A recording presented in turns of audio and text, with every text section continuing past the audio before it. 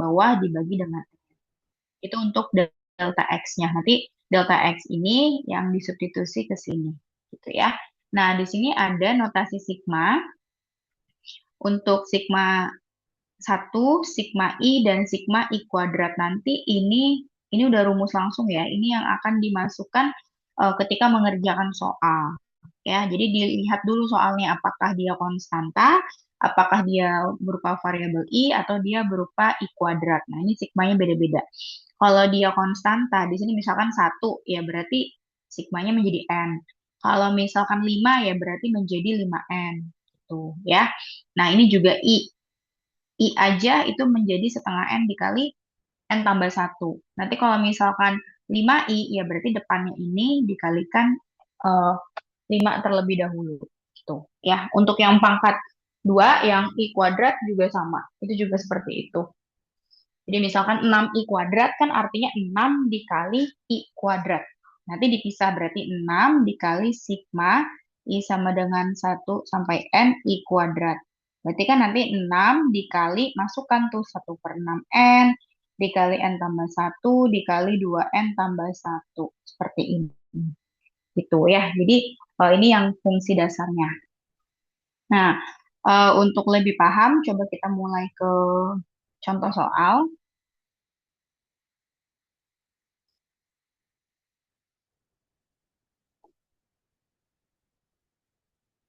Nah, misalkan di sini yang pertama, ya, yang simple, misalkan fx sama dengan x kuadrat. Tentukan limit Riemann sum, jumlah Riemann ya, dari integral dari 0 sampai 2 x kuadrat dx. Gini ya. Nah, ini kan fungsinya x kuadrat, berarti nanti kita akan menggunakan rumus yang ini. Gitu ya. Nah, nah, langkah pertama yang harus kita lakukan, kita harus menentukan delta X-nya dulu. Ya, intervalnya itu kan dari 0 sampai 2 ya. Maka delta X-nya adalah tadi selisih ya, B min A dibagi N.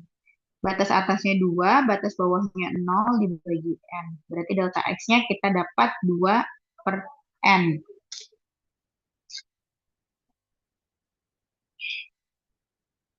Kok apa kan? 2/N. Lalu tadi kita delta X sudah, berikutnya kita butuh fx ya. Nah, fx ini itu tinggal kita mengikuti dari rumus yang ada delta X-nya tadi untuk fx-nya. Di sebelah sini mungkin muat ya.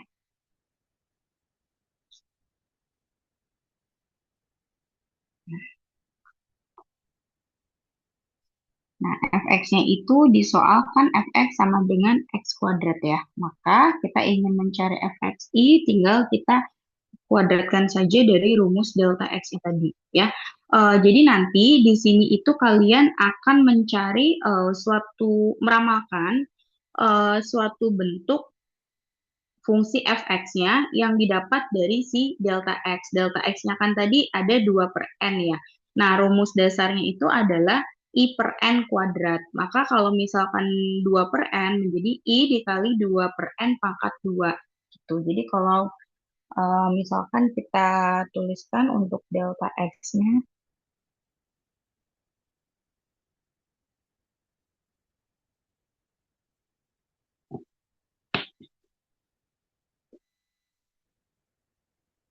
kan fxi ya. Nah, xi-nya itu adalah eh, batas bawahnya dia, berarti 0 ditambah I dikali delta X. Delta X-nya tadi berapa? Delta X-nya adalah 2/N gitu. Sehingga fxi-nya adalah 2/N. Nah, karena nanti fx-nya adalah X kuadrat, maka tinggal kita kuadratkan. Di sini 2i per N gitu ya. Dapat. Nah, langsung kita masukkan ke dalam soalnya.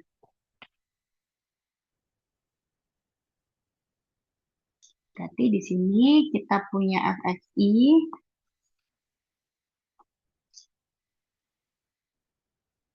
berarti fxi sama dengan 2 per n kuadrat. Jadi sama dengan, i-nya ketinggalan. I dikali 2 per n, atau tadi udah kita balik ya 2i per n. Nah, berarti di sini 2i per n kuadrat menjadi 4i kuadrat per n kuadrat, gitu ya. Dapat, kita sudah punya delta x, kita sudah punya fx, gitu. Jadi tinggal kita masukkan ke soal menggunakan rumus limit dari jumlah fx tadi, limit dari sigma tadi ya. Berarti di sini integral dari 0 sampai 2 x kuadrat dx sama dengan limit n menuju k hingga dari sigma i-nya tadi sama dengan 1, rumusnya yang warna biru ya, f kali fxi dikali delta x.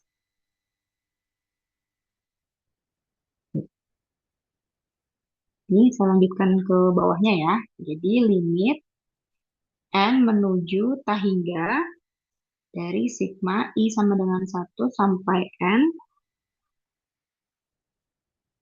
Nah, ini tinggal kita pecahkan, ada 4i kuadrat per n kuadrat gitu ya. Di 4 dikali i kuadrat per n kuadrat. Nah, jadi di sini karena ini ada i kuadratnya, di sini ada i kuadratnya, kita kan langsung pakai rumus yang ini nih. Berarti si koefisiennya yang tidak ada i-nya, si 4n kuadrat ini, supaya lebih memudahkan perhitungan, itu kita boleh taruh di depan. Jadi yang hanya kita hitung itu yang ada i-nya dipisah. Karena kan rumusnya di sini hanya ada satu, i dan i kuadrat. Jadi kayak kalau ada perkalian, ada koefisien di depannya, ya udah tidak kita hitung juga nggak apa-apa. Misalkan kayak integral 2x kan itu boleh 2 dikali integral x. Karena fokus kita mengintegralkan si yang ada variabel x-nya. Kalau ini berarti si yang ada variabel i-nya gitu ya. Nah, berarti di sini kita tulis lengkapnya dulu. Dari 4 per n kuadrat dikali i kuadrat dikali delta x. Delta x-nya tadi mana? 2 per n. Sampai sini paham ya? Ini kan tadi rumusnya nih. Limit n menuju k hingga dari sigma i sama dengan 1 sampai n fxi dikali delta xi. Nah, fx-nya yang ini. Fx-nya yang ini. Delta x-nya kan tadi yang 2 per n. Nih, yang ini untuk delta x. Beda sama ini ya. Kalau xi ini dipakai buat tadi, masukin ke sini ke fxi. Kalau delta x aja itu yang delta xi, yang ada deltanya ya. Nah, setelah selesai kayak gini, tinggal kita pisah-pisahkan aja supaya nanti lebih mudah dalam perhitungannya. Berarti tinggal kita tuliskan di sini sama dengan limit n menuju k hingga delta i sama dengan 1 sampai n, yang bisa dihitung mana? 4 kali 2 ya, 8 ya. Bawahnya n kuadrat kali n pangkat 3 ya. 8 per n pangkat 3 dikali i kuadrat. Nah, di sini sama dengan berarti limit, oh, ditaruh di depan aja. Limit n menuju k hingga dari 8 per n pangkat 3 dikali sigma dari i sama dengan 1 sampai n i pangkat 2. Jadi 8 per n pangkat 3-nya saya kedepankan di depan sigmanya, tapi masih di setelah limit karena dia juga akan kita hitung nanti limitnya. Karena kan dia ada n-nya. Paham ya? Tadi kan katanya gini, Bu, katanya koefisien itu taruhnya di depan, tapi kenapa si 8 per n pangkat 3 nggak taruh di posisi sini? Karena ini kan ada variabel n-nya. Nanti kita akan menghitung limitnya n menuju hingga. Jadi variabel n-nya akan dihitung limit, maka 8-nya taruhnya di tengah. Nah, kalau si I tadi, kenapa 8 ini nggak taruh di depannya sigma? Karena sigma itu kan dari I ya, yang ada variabel I-nya. Sedangkan 8 per n pangkat 3 kan tidak ada variabel I-nya. Jadi dia kita tidak hitung sigma, dia kita taruh di depan sini. Jadi yang kita hitung sigma itu hanya si I kuadrat. Nah, sigma dari I kuadrat kan kita ada di sini. Sigma dari I kuadrat tuh ini. Berarti tinggal disubstitusi aja ke sini nanti ya. Berarti di sini sama dengan limit n menuju T hingga 8 per n pangkat 3 dikali sigma I kuadrat itu 1/6n dikali n tambah 1 dikali 2n tambah 1. Nah, tinggal kita utak-atik aljabarnya ya. Ini sebenarnya kalian lanjutin sendiri, misalkan ya harusnya ya. Ini 8 per n pangkat 3, terus ini berarti tinggal dikaliin 1/6n dikali, ini distributif ya, ini kali ke sini gitu. Berarti 2n kuadrat, n ditambah 2n jadi 3n ditambah 1. Nah, ini diselesaikan seperti menghitung limit kemarin. Dikali div ya, 8 per n pangkat 3 kali lagi ke dalam jadi 2/6 ya. 2/6 n pangkat 3 ditambah 3/6 n kuadrat ditambah 1/6n. Nah, ini bisa kita faktorkan. N ini kita taruh luar aja biar bisa dicoret. 8 per n pangkat 3 dikali yang di dalam n saya keluarin 1. Menjadi 2/6 n kuadrat ditambah 3/6 n pangkat 1 ditambah 1/6. Nah, ini kan nanti habis ya. Ini jadinya tinggal n kuadrat. 8-nya boleh dikalikan ke dalam nanti. Berarti kemana nih lanjutannya ya? Sini aja ya. Sama dengan limit n menuju T hingga 8 per n kuadrat dikalikan 3/6n dikali ke dalam semua 8 per n kuadrat dikalikan 1/6. Ya, nah yang bisa dicoret kita coret, ini bagi 2 3, bagi 2 4, ini bagi 2 3, bagi 2 4. Yang ini n, yang ini n. Udah ya, berarti sisanya tinggal limit n menuju T hingga 8 ditambah, ini habis ya. Ini sisa 4 doang ya. Berarti 4 per n, karena ternyata masih ada 1 di bawah, 4 per n. Sambil dicek ya, takut saya ada yang salah. 4/3 n kuadrat. 4/3 n kuadrat. Nah, ini tinggal disamain penyebut aja. Berarti di bawahnya 3n kuadrat ya. 3n kuadrat berarti 24 n kuadrat ditambah 12n. Benar nggak?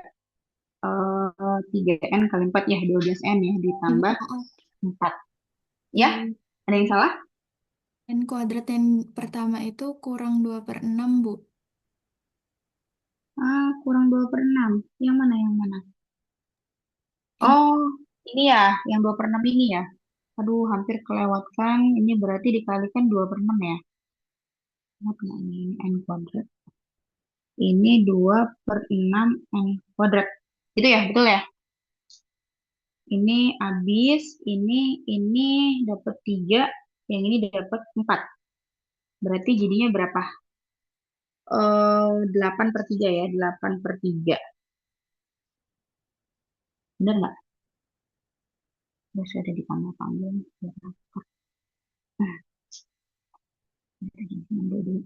Oke, sambil cek lagi ya. Berarti ini 3n kuadrat dibagi 3n kuadrat jadinya 8n kuadrat. Ini 3n jadinya 12n. Ini ditambahnya 4 gitu ya. Nah, udah tinggal dihitung berapa limit n menuju T hingga dari ini. Pakai aturan limit yang cepat aja. Yang pangkat atas sama dengan pangkat bawah kan? Pangkat atasnya 2, pangkat bawahnya 2 yang dibagi pangkat tertinggi. Berarti kan hasilnya 8/3. Bener ya? Diinget-inget lagi pokoknya cara ngitung limit. Hasilnya 8/3 selesai. Ini hasilnya akan sama dengan ketika kalian menghitung menggunakan teori dasar kalkulus 2 ya. Integral x kuadrat berapa? Nah, kan integral dari 0 sampai 2 x kuadrat dx kan berarti 1/3 x pangkat 3 batasnya dari 0 sampai 2. Berarti 1/3 dikali 2 pangkat 3 dikurangi 0. Berarti 8/3. Tuh, sama ya. Jadi nanti kalau di ujian dibaca perintahnya disuruhnya menggunakan apa? Apakah teorema dasar kalkulus 2 seperti yang barusan sebelah kanan atau menggunakan Riemann sum, jumlah sum. Jumlah sum itu jumlah Riemann, sorry, menggunakan cara yang ini, yang sigma ini, yang lumayan panjang. Dibaca soalnya ya. Nanti kalau salah eh, cara mengerjakan nanti jawabannya akan salah. Oke, sampai sini dulu ada yang ingin ditanyakan untuk Riemann sum sudah selesai. Ibu, saya mau tanya. Ya, silakan. Saya masih belum paham yang itu XI sama dengan 0 ditambah I kali 2/N itu. Saya juga nggak paham, Bu. Oh, yang ini. Ini dari batas bawahnya. 0 itu batas bawah. Kan tadi dari 0 sampai 2 kan? Ya, 0 itu batas bawah. Lalu I itu udah rumus. 2/N itu dari delta X. Jadi mungkin kalau dituliskan menjadi, kan harus gimana? Di sini aja ya. XI sama dengan batas bawah berarti A ya. A ditambah I kali delta X. Kan dari A sampai B. A itu batas bawah ditambah I dikali delta X. Delta X-nya tadi selisih antara batas atas dikurangi batas bawah dibagi N. Nih delta X-nya yang 2/N. Untuk soal ini ya, nanti mau untuk soal yang lain beda lagi. Kalau misalkan batas bawahnya dari -2 sampai 5 gitu kan, berarti fx-nya apa? Kalau batasnya dari -2 sampai 5, berarti kan kita cari delta x-nya dulu ya. Delta x-nya berarti 5 min 2, berarti 5 plus 2 dibagi n, jadinya 7/n gitu kan. Terus xi-nya berarti batas bawahnya tadi -2 ditambah I dikali 7/n, berarti kan -2 ditambah 7i/n. Ini untuk xi-nya. Tuh, masukin deh rumus fx-nya, disubstitusi kayak posisi gitu. Paham? Iya, Bu, paham. Makasih, Bu. Oke. Cukup ansam ya. Nanti tinggal mendalaminya, tinggal kalian latihan aja yang ada di buku Kursel. Oke, saya stop share dulu sebentar. Lanjut, berikutnya itu kalau kita cari catatan yang terakhir itu mana ya? Yang volume benda putar. Kemarin kita metode cakram kan udah ya. Terus metode cincin yang belum ya. Saya cari catatannya dulu.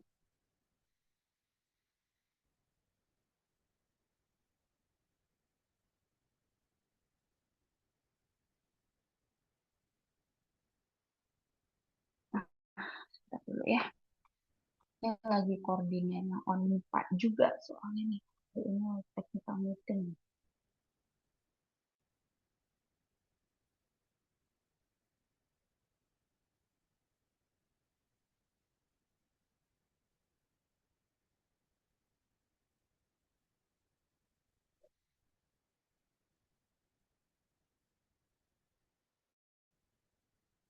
Ya, halo. Ya bisa pakai ruangan yang kosong dulu ya. Nanti untuk jam 1 baru kita akan rapat di Ditmawa di Gedung Daksinapati.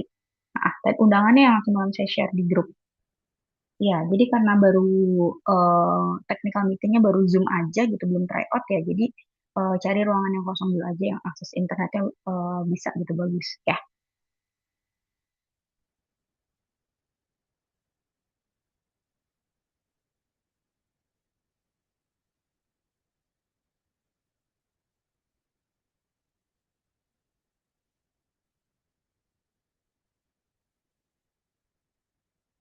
Oke, ini ya layar saya sudah terlihat ya. Ini catatannya kemarin metode cakram ya, baik sumbu X ataupun sumbu Y. Nah, ini juga sama. Kita yang kedua pakai metode cincin. Jadi metode cincin dan cakram itu ada ciri-cirinya kapan kita harus menggunakan cakram, kapan kita harus menggunakan cincin. cirinya itu kita bisa melihat dari bentuk kurvanya. Makanya kalian harus bisa menggambar bentuk kurvanya. Kalau metode cakram kemarin, si daerah yang dimaksud ya, yang berwarna merah ini nih, si daerah yang dimaksud ini dia nempel ke sumbu putar.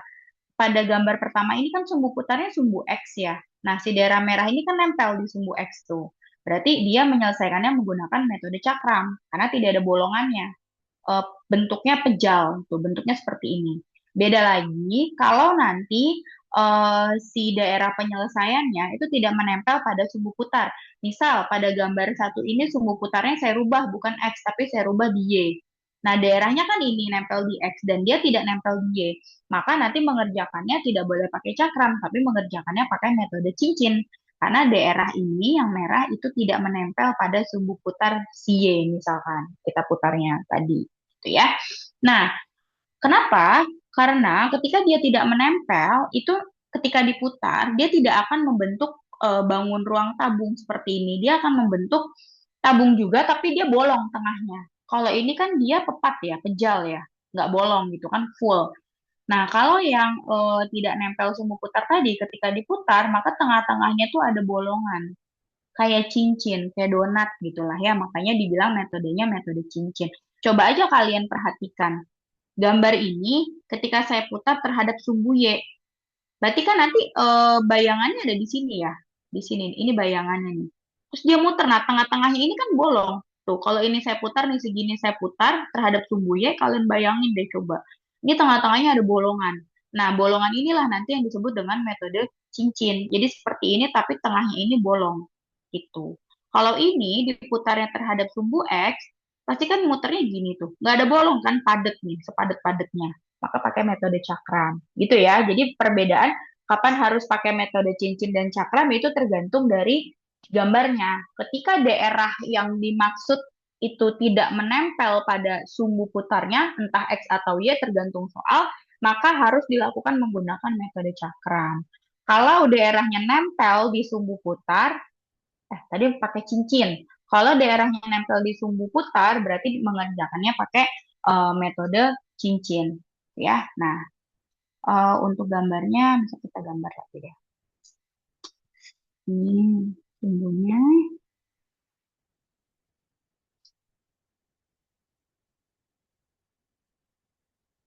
Nah,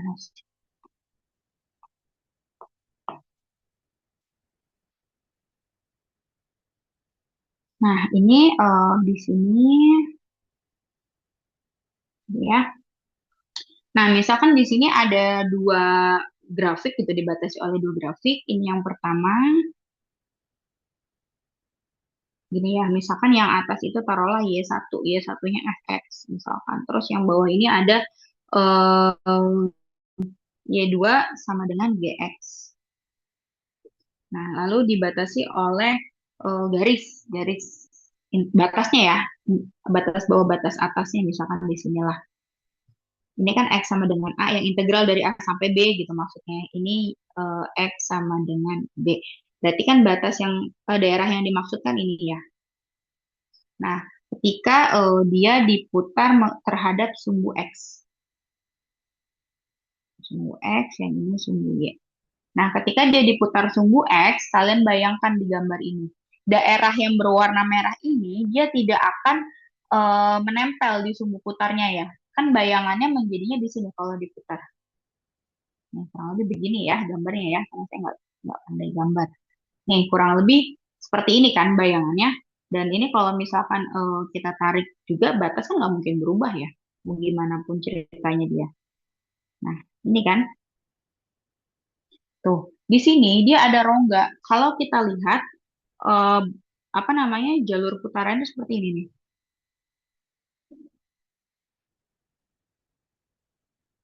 Nah, ini jalur putarannya.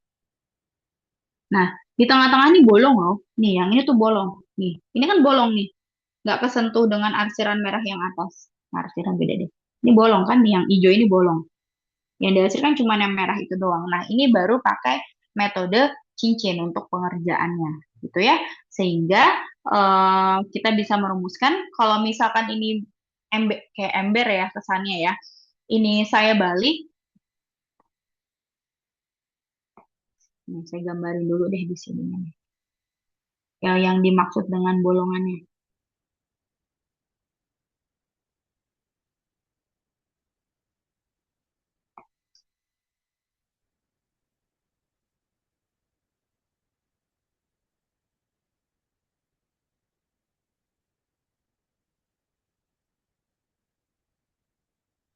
Nah, yang ini tuh bolong.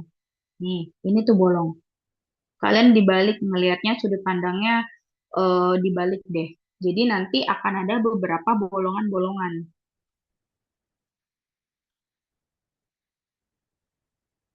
Hmm, ini saya perjelas. Yang dimaksud bolong tuh yang kayak gimana sih, Bu? Nih, yang kayak gini nih. Embera kalian balik deh. Nah, misalkan,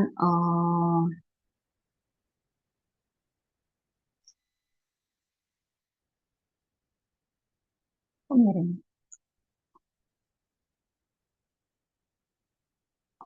Ini nanti di SMA ada ya. Jadi kalian harus bisa menjelaskan seperti ini ke murid kalian. Nggak tiba-tiba langsung ada rumus.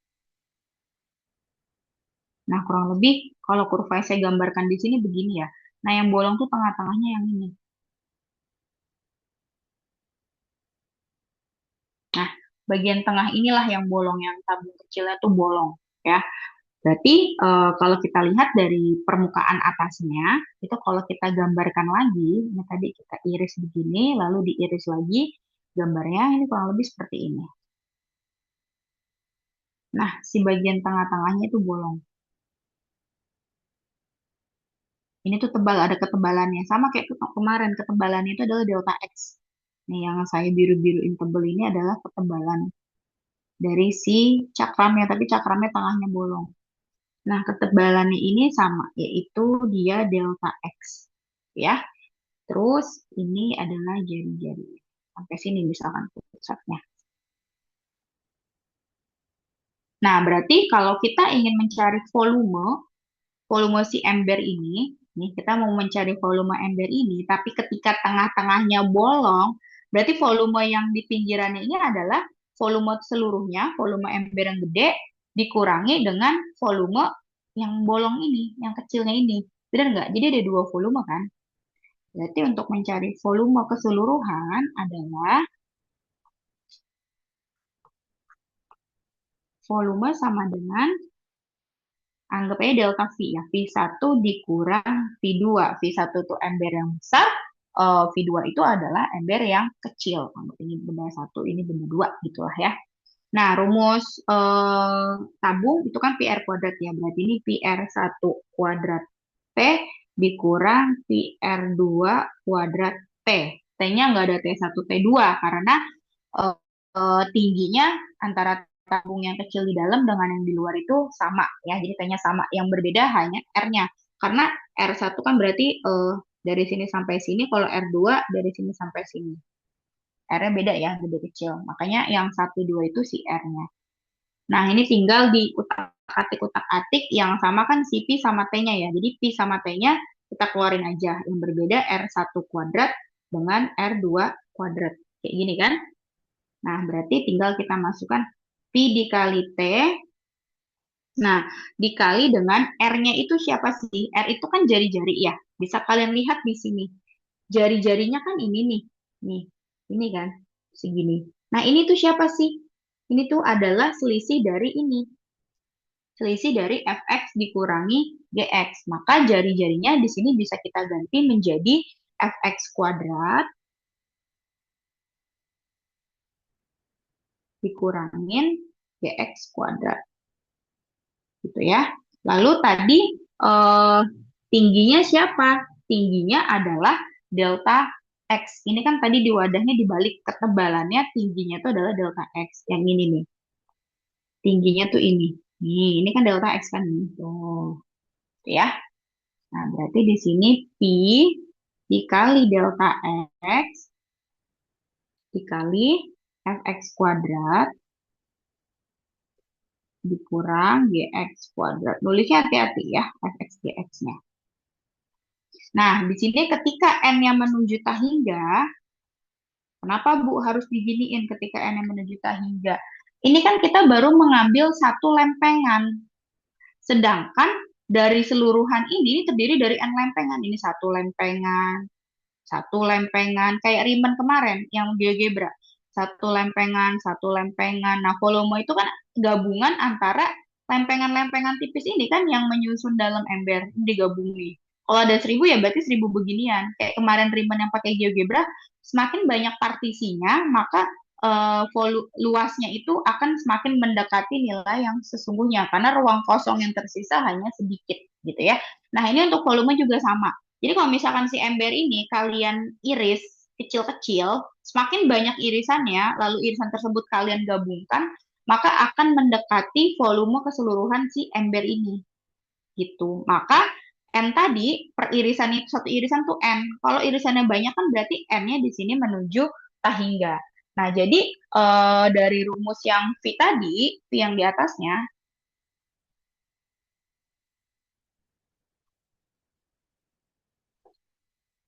hilang ya layar saya ya. Nah, udah ya. Nah, ketika si N-nya itu tadi si jumlah lempengannya itu menuju tahingga, maka kita bisa menuliskan volumenya menggunakan konsep integral. Kan jumlah Riemann ya. Semakin banyak itu nanti bisa dihitung menjadi integral. Jumlahnya akan semakin mendekati jumlah sesungguhnya. Berarti di sini P sama dengan integral dari A sampai B, P dikali fx kuadrat dikurang gx kuadrat. Nah, ini untuk volume benda putar menggunakan metode cincin. Jadi sekali lagi kalian baru bisa mengerjakan volume benda putar ketika kalian paham gambar yang dihasilkan dari kurvanya tersebut. Kalau dia daerah yang dimaksud itu menempel pada sumbu putar, maka pakainya metode cakram karena tidak ada yang bolong tabungnya. Tapi kalau yang dihasilkan itu dia tidak menempel pada sumbu putar, maka pakainya metode cincin karena kalau ditransformasikan gambarnya itu dia tengah-tengahnya ada bolongan. Kalau ada bolongan otomatis ada ruang kosong yang nggak ikutan dihitung. Maka rumusnya pakai pengurangan yang ini. Jadi bedanya ini kan kalau dia cakram nggak ada kurang-kurangannya tuh karena padat. Jadi cuma integral dari A sampai B Pi dikali F kuadrat X dx. Nah, kalau ada bolongannya berarti kan ada ruang kosong yang harus dibuang, tidak ikut dihitung. Berarti kita menghitungnya menggunakan selisih. Maka rumusnya integralnya itu ada selisih. Jadi integral dari A sampai B Pi dikali selisih dari Fx kuadrat dikurangi Gx kuadrat. Tuh, sampai sini dulu. Paham nggak? Ada yang mau nanya nggak sebelum lanjut ke apa tadi? Panjang kurva, menghitung panjang kurva. Silakan diamatin dulu.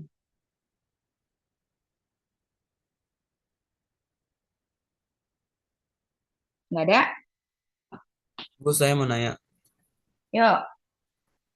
Berarti kalau di soal nanti itu gambarnya itu udah langsung diketahui, Bu, atau kita akan menggambar gambarnya lagi, membuat gambarnya lagi? Kalau saya bikin soal ya nggak diketahui biar kalian bisa bikin gambarnya. Ya kan? Jadi yang buat soal besok bukan saya, kita semua dosen yang mengampu kalkulus integral di eh, prodi. Ya, ada 4 dosen kalau nggak salah. Itu. Kalau saya kebagian yang buat ini, saya cuman tuliskan ada kurvanya saja. Jadi supaya kalian bisa menggambar dan bisa menentukan ini pakai metode apa ya, bolong apa enggak nih tengahnya. Gitu ya. Jadi diingat-ingat.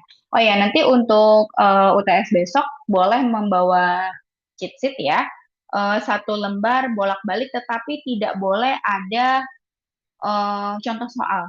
Hanya ada rumus-rumusnya saja ya. Yang diperbolehkan hanya rumusnya saja. Gak susah kok. Soalnya itu semua yang sudah dipelajari, maksudnya yang nggak aneh gitu bentuknya ya. Ini kan kalau ini kan agak rumit nih penurunan rumus. Jadi soalnya bukan penurunan rumus, tapi pengaplikasian dari rumus yang ada. Jadi kalian tinggal masukin aja rumusnya nanti untuk di soal. Yang penting ketika kuliahnya kalian sudah paham, ketika ujiannya soalnya itu tidak sesulit kayak kita nurunin rumus seperti ini. Tuh. Tinggal mengaplikasikan rumus yang sudah kita turunkan ke dalam bentuk soal-soal saja. Seperti itu. Ada lagi yang ingin ditanyakan? Mau nanya Ibu, Ya, kan kemarin Ibu bilang boleh bawa yang rumus-rumus apa namanya integral yang itu biru Ibu. itu. Iya, Boleh. itu berarti kita bisa bawa 2 lembar berarti ya Bu cheat ya. Satu, tinggal dibaliknya aja di belakangnya kan boleh bolak-balik. Oke Ibu. Oke, terima kasih Ya. Bu. Ya, nanti akan dicek ya. Yang ada soalnya kemungkinan bisa dapat yang ngawas Bu Elis karena saya nggak tahu yang ngawas siapa gitu karena biasanya banyak kan untuk kalkulus integral gitu ya. Nanti hati-hati kalau misalkan ada yang ketahuan tidak sesuai dengan syarat ya untuk lembar apa namanya cheat sheet-nya itu ketahuan ada soal nanti tidak boleh ikut ujian. Jadi harus jujur. Sudah dikasih keringanan boleh membawa cheat sheet ya cheat sheet-nya itu harus sesuai dengan aturan. Tidak ada soal-soal dan jawaban. Hanya ada rumus-rumus dan konsepnya saja. Gitu ya. Oke, lanjut. Saya udah di WA terus nih. Buat rapat. Menghitung panjang busur kurva. Jadi di sini kurva yang selama ini kalian lihat garisnya kayak kemarin di integral misalkan menghitung luas kan begini ya. Kamu kan kemarin menghitung daerah yang saya arsir ini ya, luasannya berapa. Nah, kalau sekarang bukan daerah yang diarsir yang dicari, tetapi si panjang ininya, lengkungnya ini. Kurva kan bisa lengkung, bisa lurus ya. Kalau bentuknya gini kan kurvanya namanya kurva lurus. Intinya garisnya yang busurnya ini yang dihitung, bukan lagi luas bawahnya. Kalau luas daerah bawahnya kan udah kemarin ya. Nah, sekarang kita akan menghitung si garisnya, baik yang berupa garis lurus maupun berupa garis lengkung gitu ya. Nah, rumusnya ini di SMA juga udah ya kalau gurunya mengajarkan sampai terakhir ya. Jadi panjang busur saya lupa nih kalau di Kursel pakai apa ya? Ini saya nggak buka Kursel. Lambangnya ya. Nah, jadi pokoknya panjang busur saya lupa di Kursel pakai apa gitu lambangnya. Jadi integral dari A sampai B akar 1 ditambah dy per dx kuadrat dx.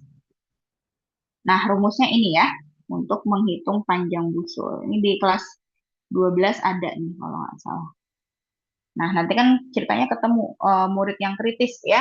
Dari mana, Bu, rumus panjang busur ini? Nah, rumus panjang busur ini bisa kita dapatkan dari, apa namanya, segitiga itu Pitagoras, dari Pitagoras. Jadi misalkan kita kasih contoh yang sederhananya, misalkan di sini punya grafik ya. Terus di sini ada apa ya? Kurva lah, yang lebih gampang kurva lurus dulu. Nanti kalau dia kurvanya lengkung, berarti kan tinggal diadaptasi aja mengikuti gitu ya. Nah, misalkan kurvanya seperti ini. Nah, misalkan kurvanya seperti ini, berarti kan dia garisnya di sini ya.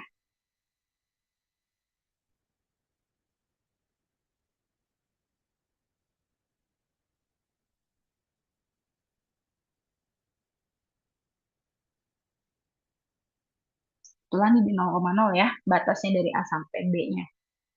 Nah, kalian untuk menghitung si panjang garis yang berwarna biru pakai Pitagoras kan ya. Bisa kita tambah garis bantuan kan seperti ini. Kita pakai Pitagoras. Nah, misalkan di sininya tuh R ceritanya. Di sini R, terus berarti dari sini ke sini tuh apa? Dari sini ke sini nih. Ini apa namanya? Delta Y bukan? Iya kan? Kan ini kalau kita cerminkan ke Y, ini kan Y2. Ini kan Y1 ya, berarti tingginya ini tuh sama kan? Yaitu Y2 dikurangi Y1 atau selisih dari Y. Berarti bisa kita tuliskan delta Y. Sedangkan yang bawah nih dari sini ke sini kan berarti delta X ya. B dikurangi A. Atau bisa kita tuliskan juga delta X. Jadi X2 dikurangi X1. X2-nya yang B, X1-nya yang A. Gitu kan? Terus kalian mau nyari panjang kurvanya yang warna biru. Berarti kan pakai Pitagoras ya. Akar dari delta Y kuadrat ditambah delta X kuadrat. Gitu kan?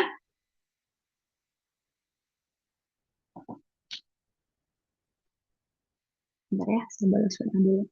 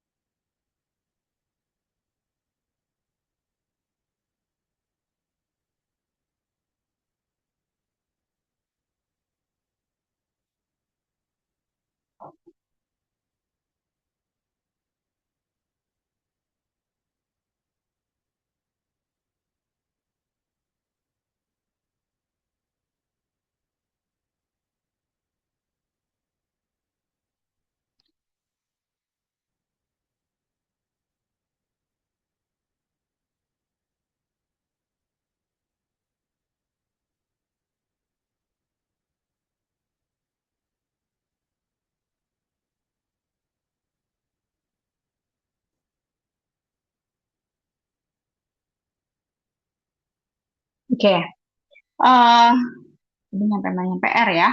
Nah, ini kebalik ya. Biasanya X dulu yang disebutin baru Y. Nah, ini berarti delta X kuadrat ditambah delta Y kuadrat, gitu kan? Nah, eh, ketika di sini kan semuanya terhadap X ya. Jadi terhadap X itu artinya per dx kan. Berarti di sini R sama dengan kita bisa bagi terhadap delta X semua. Berarti delta X dibagi delta X kuadrat ditambah delta Y dibagi delta X kuadrat gitu kan. Nah, ya hilang lagi. Berarti tadi kan delta X per delta X kan satu ya. Satu ditambah delta Y per delta X kuadrat. Nah, ini dalam bentuk R. Kalau misalkan dalam bentuk integral seperti tadi yang tadi itu yang Riemann ya, kan kita bisa merepresentasikan dalam bentuk integral, tetapi kita rubah menjadi dy dx gitu kan. Berarti integral dari A sampai B akar, yang tadi kan udah jadi satu, nggak ada masalah ya, ditambah delta Y per delta X, kalau kita masukkan ke dalam konsep integral kan menjadi dy per dx. Tadi di kuadratin dx. Maka rumusnya jadi seperti ini. Jadi dari awal itu adalah dari bentuk eh, Pitagorasnya, gitu ya. Nah, misalkan di sini contoh, langsung contoh deh. Tentukan panjang kurva dari Y sama dengan 2X tambah 1. Dengan batasnya X sama dengan 0 dan X sama dengan 2. Nggak jadi contoh deh, latihan aja. Saya mau masuk Zoom dulu ya. Coba kalian kerjakan ini waktunya 5 menit ya. Tentukan panjang kurva Y sama dengan 2X tambah 1 dengan batas X sama dengan 0 dan X sama dengan 2. Silahkan dihitung dulu. Sudah difoto? Saya mau close dulu layarnya.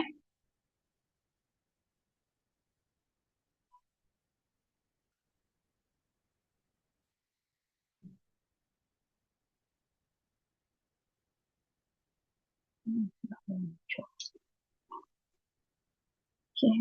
Udah ya, saya close ya. Sampai silahkan dikerjakan eh sampai jam 10 deh ya. Boleh raise hand yang mau nyoba.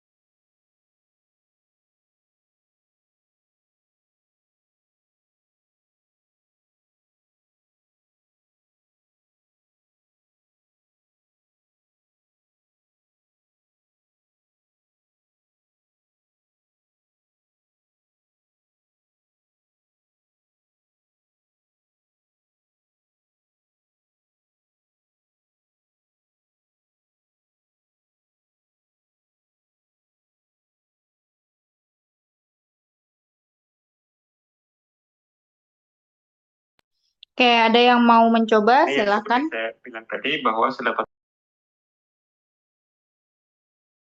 Saya Bu mau coba. fx. Ya, silakan bisa Oke, di-share setelah screen.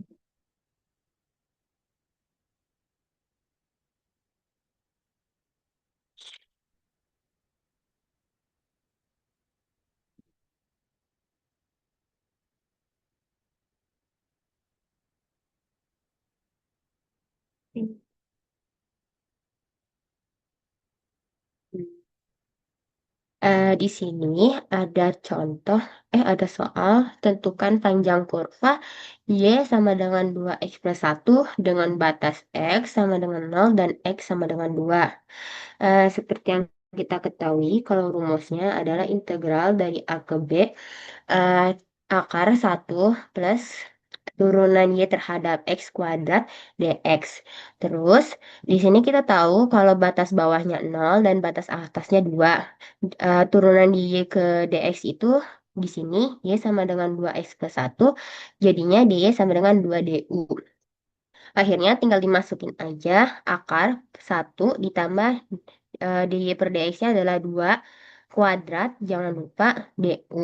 Terus 2 0 sama dengan akar 5, 02 sama integral dari 0 ke 2 akar 5 du. Karena akar 5 itu adalah konstanta, jadi kita ituin, dikeluarkan. Terus dari 0 ke 2, 1 du. Kan awalnya ini du, jadi dikali 1. 1 du itu sama dengan X. X-nya itu dari 0 ke 2, jadi akar 5 dikali 2 dikurang 0, jadinya 2 akar 5. Begitu, Ibu. Benar nggak ya?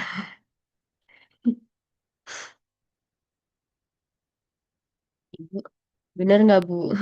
Ya, berapa? 2 akar 5. Sebentar. Oh, Y-nya kan 2x tambah 1 ya. dy per dx itu kan artinya turunan ya. Jadi kalau ketemu dy per dx itu bukan dy dibagi dx, tapi turunan Y terhadap x. Jadi diturunin ya. Nah, yang diturunin berarti Y sama dengan 2x tambah 1. Turunannya berarti 2. Terus dy per dx-nya kan dikuadratin ya, yang ini nih. Nih, ini turunannya kan turunan 2x tambah 1 itu 2 dikuadratin ya. 4 ditambah 1 akar 5. Nah, akar 5 ini masih belum diintegralkan ya. Nah, diintegralkan dulu, akar 5 diintegralkan kan jadinya akar 5x. Oh, ini kamu dipisah ya. Sebenarnya dari sini langsung aja Nadia. Berarti integral dari 0 sampai 2 akar 5. Ini jangan du ya, integral biasa aja dx.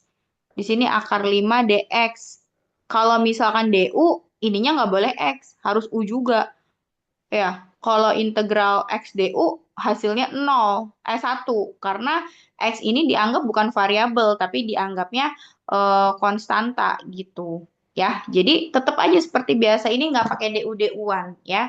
Berarti integral dari 0 sampai 2 akar 5 dx. Artinya si akar 5 ini diintegralkan terhadap x. Makanya dia ada dx kan kemarin. Berarti integral akar 5 kan akar 5x ya. Kayak integral 3 ya 3x gitu kan. Terus batasnya dari 0 sampai 2. Kita masukkan 2 dulu, berarti akar 5 dikali 2 dikurang akar 5 dikali 0. Akar 5 dikali 2 kan 2 akar 5 dikurangi 0. Jadi hasilnya adalah 2 akar 5. Nah, coba kalau misalkan kalian mau mencoba penasaran gitu ya, si 2x tambah 1-nya bisa kalian gambar tuh pakai GeoGebra juga boleh. Nah, kalau digambar di GeoGebra, ini kan garis lurus ya, nanti bentuknya gini biasanya 2x tambah 1 di 1 berarti. Bentuknya gini nanti. Nah, nanti panjang ini bisa kalian hitung pakai Pitagoras. Batasnya kan tadi dari 0 sampai 2. Oh, berarti ini 0-nya, ini 2-nya gitu. Nah, terus tinggal dihitung deh berapa panjang yang ini berapa gitu. Nanti hasilnya sama, ketemu 2 akar 5 juga. Ya, kalau kalian penasaran gitu. Oke, Ibu, sampai sini. Ibu Ada yang tanya? kalau lupa rumus boleh nggak sih kita kayak ngitung gitu? Terus kita dapatin si grafiknya antara 0 sama 2. Terus kita hitung aja dia y-nya dari sampai mana, terus x-nya sampai mana. Berarti nggak usah pakai rumus ini juga nggak masalah kan, Ibu? Boleh, itu kan konsep dasar ya. Nggak Oh, apa-apa. gitu. Kalau di Tapi kan UTS nanti ada beginian? tapi mungkin grafiknya nggak semudah ini ya. Ini kan gampang banget ya, 2x tambah 1. Bisa mungkin nanti yang buat soal grafiknya bentuknya lengkung. Kalau lengkung kan agak susah ya menghitung manual kan, harus pakai integral gitu. Oke, Ibu. Nggak mungkin dikeluarin yang gampang kayaknya. Nggak susah juga sih, cuma maksudnya nggak sesimpel ini gitu. Ada lagi yang mau ditanyain? Silakan.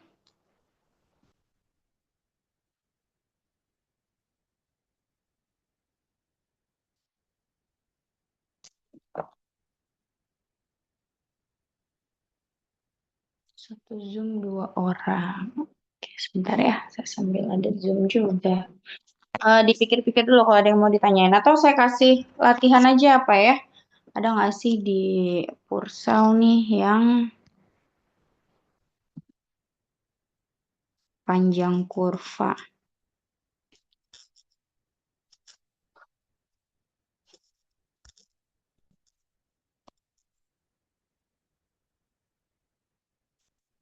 Oke. Anda L ya, kalau di Pursal lambangnya L, length. Kayaknya sih. Anda tuliskan pernyataan Ya, ini. saat Nyatakan bahwa halaman Anda berapa ya? mengerjakan tes pada hari ini secara mandiri. Apabila kelak ditemukan indikasi dan terbukti bahwa saya melakukan kecurangan dalam tes ini, saya bersedia untuk didiskualifikasi. Kemudian Anda tanda tangan. Oke, coba Anda berlatih itu.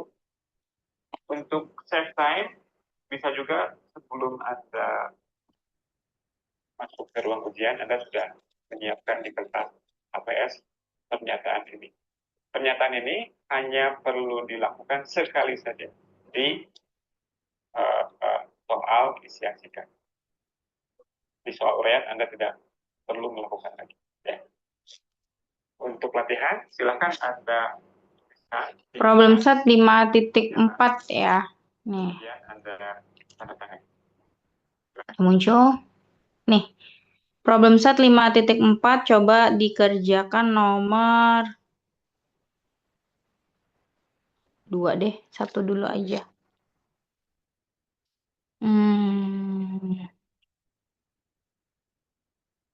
Nomor 2 sama nomor berapa ya? Pekerjaan menggunakan browser atau SMP ya. Jikapun SMP itu SMP. Nomor 1 deh, 1 sama 2 ya. Silakan dikerjakan dulu. Find the length of the indicated curve. Jadi panjangnya. Ya, L, lambangnya L berarti. Kalau di Pursal. Minta mereka untuk Oke, silakan saya beri waktu 10 menit ya. Udah di foto ya. Oke, saya stop share dulu. pertanyaan terkait langsung dengan fitur yang sedang kita bahas. Untuk pertanyaan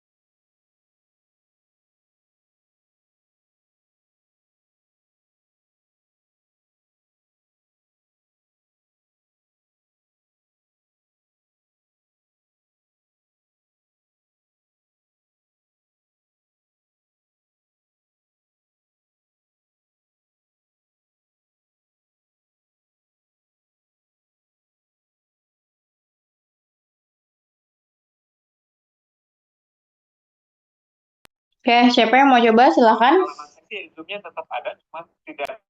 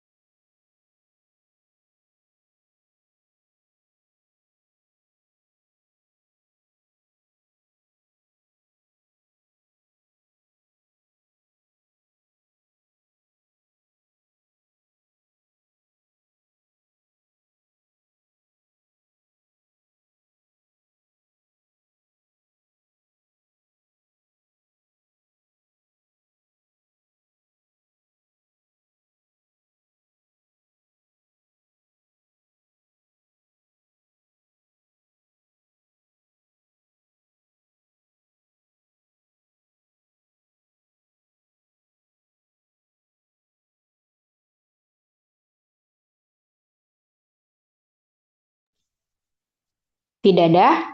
Wah, sayang banget ya. Nanti berarti dijadikan tugas aja sebagai syarat untuk UTS ya, dikumpulkan UTS-nya hari apa? Hari Rabu ya. Berarti dikumpulkannya hari Selasa ya, Selasa malam. Berarti kan UTS-nya hari Rabu ya. Nah, dengan tambahan lagi satu tugas, kalian Ibu, harus ya. saya mau Ibu mencoba Zulfa nomor mau 2. coba tuh, Bu. Oh, mau mencoba ya, oke, silakan. Sebentar dulu, saya mau ngasih tugas dulu. Udah kelihatan ya.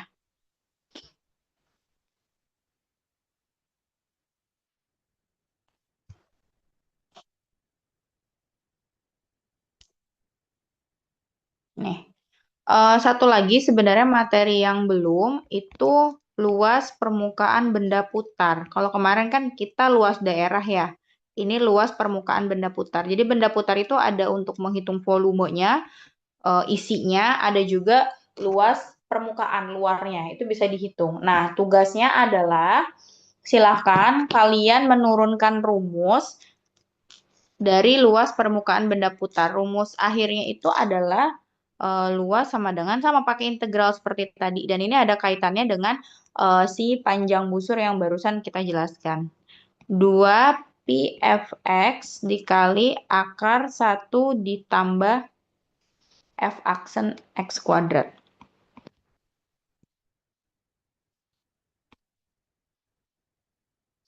Nah, kalian cari asal muasal luasnya, lalu direkam dalam bentuk video ya, dikumpulkan hari Selasa berarti. Kalau yang tadi panjang busur nggak jadi ya, karena ada yang mau maju kan, ada yang mau menjawab kan sekarang ya. Nah, berarti tugasnya satu aja, yaitu menurunkan rumus ini. Luas permukaan benda putar beserta satu soal ditambah contoh. Contoh satu soal dan jawaban. Dijelaskan juga ya, direkam, lalu taruh di YouTube kalian ya. Nanti linknya dikumpulkan oleh PJ-nya dikasih ke saya ya di dalam bentuk tabel gitu. Ada yang ingin ditanyakan terkait dengan tugasnya? Jadi dijelaskan dulu nih rumus ini tuh dari mana, yang 2πfx sekian tuh dari mana, lalu berikan satu soal dan kalian jelaskan juga jawabannya gitu. Ya, seperti saya tadi menjelaskan diturunkan gambarnya begini, penyebabnya begini, rumus ini karena begini gitu ya. Jadi ya pokoknya seperti inilah langkah-langkahnya, nanti kalian tinggal direkam aja. Boleh pakai tab, boleh pakai tulis tangan terus sambil di record gitu, boleh bebas metodenya mau bagaimana. Mukanya nongok muncul ya. Jadi bisa direkam pakai Zoom gitu. Ada yang ingin tanyakan? Tidak ada? Oke, berarti materi sudah semua tersampaikan ya. Untuk UTS saya nggak tahu soalnya nanti yang keluar apa.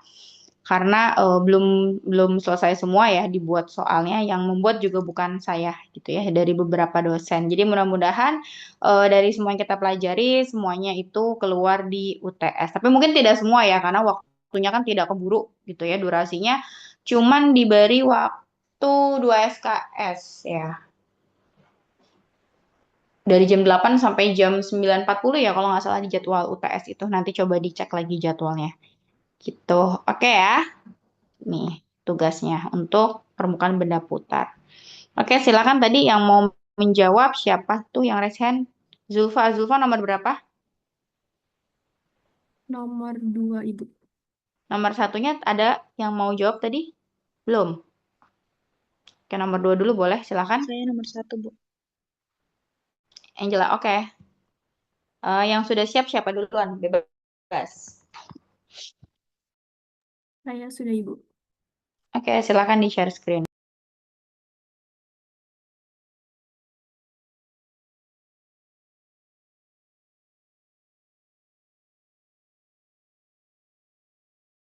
Apakah sudah terlihat?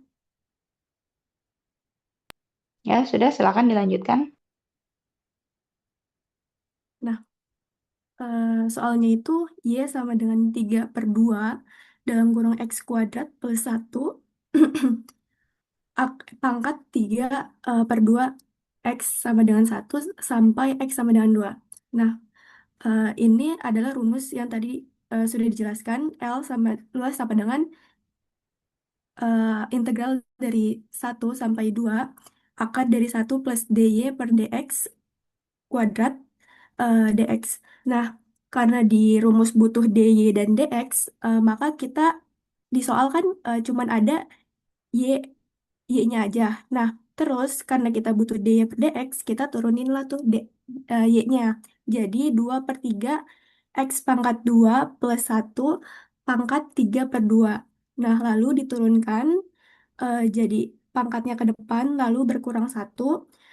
Jadi hasilnya 2x akar dari x kuadrat plus 1. Lalu dimasukkan ke rumusnya, integral dari 1 sampai 2 akar dari 1 plus dalam kurung 2x akar x kuadrat plus 1 dikuadratkan. Nah, lalu karena dikuadratkan, maka kita kuadratkan terlebih dahulu. Lalu setelah itu eh, di dikerjakan seperti biasa. Lalu dia, aduh, sorry, sorry. Nah, lalu ini di eh, diakarkan, dikerjakan seperti biasa dan ini dikuadratkan agar dia bisa dikeluarkan dan tidak perlu menggunakan akarnya. Nah, lalu eh, selanjutnya di diintegralkan. Karena ada sifat integral kalau misalnya penjumlahan dia bisa dipisahkan. Terus integral dari 1 sampai 2 2x kuadrat dx ditambah integral dari 1 sampai 2 1 dx. Nah, setelah diintegralkan, lalu disubstitusikan nilai dari 2 dan 1 itu. Setelah disubstitusikan, diperoleh diperoleh hasil dari integral tersebut dan segini hasilnya. Maka panjang eh, kurva tersebut adalah 17/3. Seperti itu, Ibu.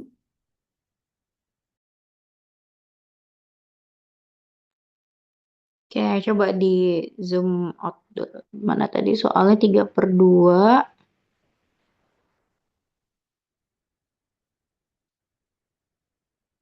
Mhm.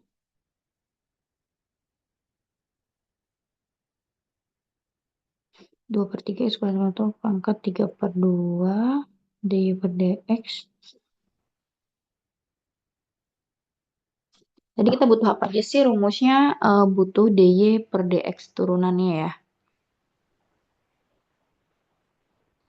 Y-nya 2/3 apa 3/2 ya?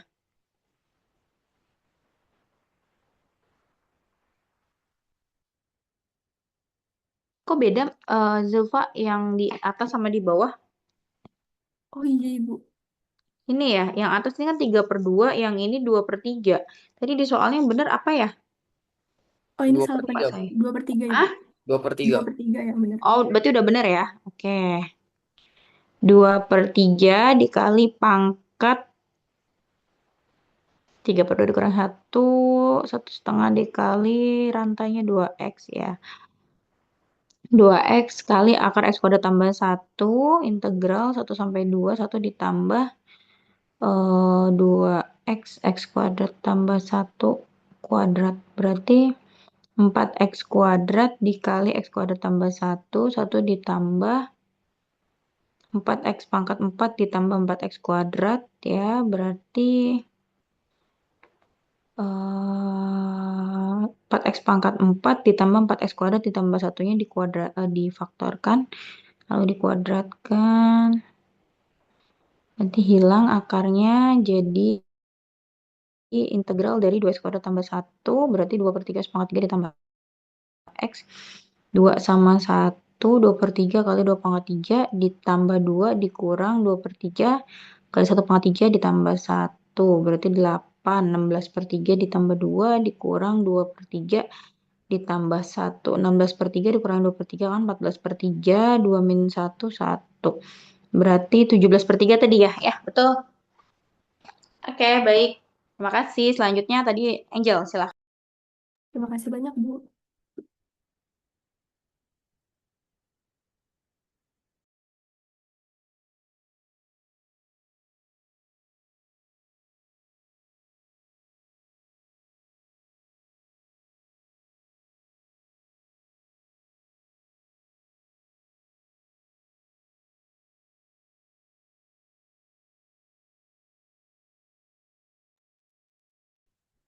Oke, jadi untuk nomor satu soalnya itu dia sama dengan 4x pangkat 3/2 di antara x sama dengan 1/3 dan x sama dengan 5. Pertama kita cari dulu dy per dx-nya, yaitu didapat 4 dikali pangkatnya, yaitu 3/2, dikali dengan x, pangkatnya berkurang 1 menjadi 1/2. Sama dengan, setelah disederhanakan, didapat dy per dx-nya 6 dikali x pangkat setengah.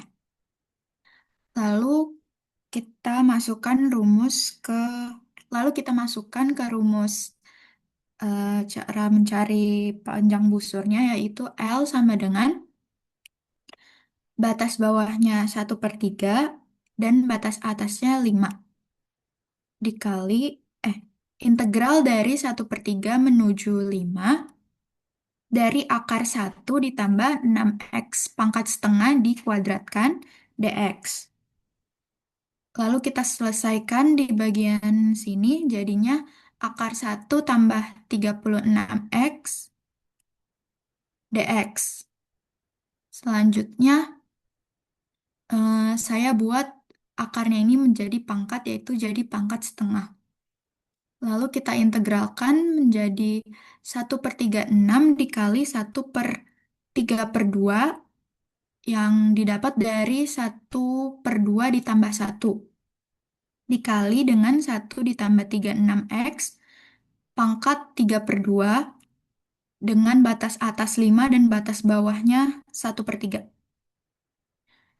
Yang bagian di sini kita kalikan menjadi 2/108 dikali 1 ditambah 36x dipangkatkan 3/2 dengan batas atas 5 dan batas bawahnya 1/3.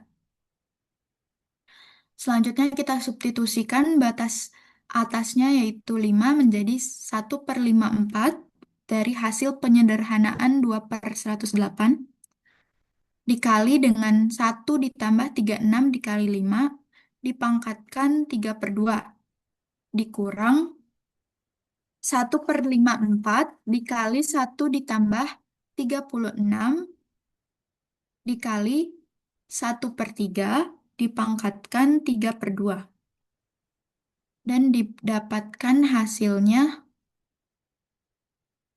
181 dipangkatkan 3/2 per 54 dikurang 13 pangkat 3/2 per 54. Hasil akhirnya 1/54 itu kita faktorkan dikali dengan 181 pangkat 3/2 dikurang 13 pangkat 3/2. Lalu hasil lebih sederhananya bisa menjadi 1/54 dikali 181 akar 181 dikurang 13 akar 13. Oke, coba ke atas deh yang tadi. Saya ada yang ketinggalan untuk beberapa baris. Nah, ke bawah sedikit 1/36, terus ke bawah lagi sedikit. Nah, itu sebentar ya, saya cek dulu tadi ketinggalan. Keburu ganti.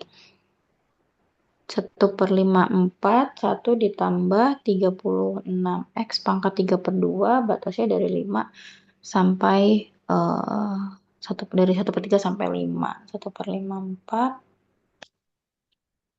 kurangin 1/54, 1 ditambah 36 kali 1/3 pangkat 3/2. Ya, sudah betul. Saya ketinggalan yang bagian kurung. Oke, sudah betul. Ini disebar ya.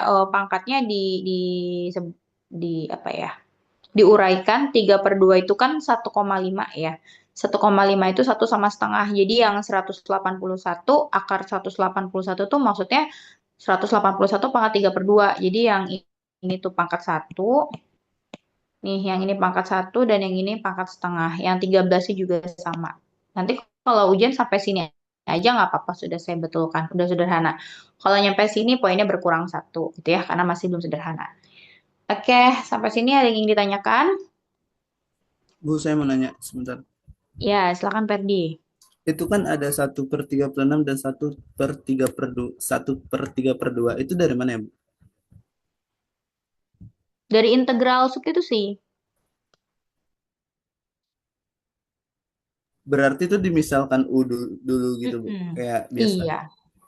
Ya, sama kayak dulu. Kayak kemarin-kemarin ya. U-nya berarti 1 ditambah 36X. Terus DU-nya berarti berapa tuh? 36X. Ya kan? Terus DX-nya berarti 1/36. Terus tinggal dimasukin deh. Gitu. Yang 1/3/2 itu kan dari rumus integral ya. U pangkat setengah kan. Jadi dibaginya 1/setengah tambah 1. Jadi 1/3/2. U-nya kan tadi 1 tambah 36X pangkat N tambah 1 kan berarti setengah tambah 1 itu 3/2. Gitu. Ya, paham Ferdi ya? Oke, yang lain ada lagi yang ingin ditanyakan? Silakan. Cukup? Oke, baik. Jika tidak ada yang ditanyakan, kita akhiri perkuliahan kalkulus integral hari ini. Jadi semua materi sudah tuntas, jumlah SKS juga sudah kita penuhi ya. Jadi tidak ada kurang SKS lagi. Nanti kita UTS kalau nggak salah terakhir saya lihat jadwal itu di hari Rabu. Nanti tolong dicek kembali ya. Khawatir ada perubahan-perubahan. Jangan sampai telat UTS-nya dan tugasnya juga di H-1 yang tadi saya kasih. Itu juga jangan lupa diselesaikan dengan benar. Jadi jangan asal bikin tugasnya ya. Lalu nanti di pertemuan 9 sampai dengan 16 nanti akan dilanjutkan oleh Bu Elis. Silahkan PJ untuk menghubungi Bu Elis ya. Oke, saya akhiri. Assalamualaikum warahmatullahi wabarakatuh. Selamat apa nih siang semuanya. Oke, Bu. Terima Terima kasih, kasih. Bu. Terima kasih. Terima kasih, Bu.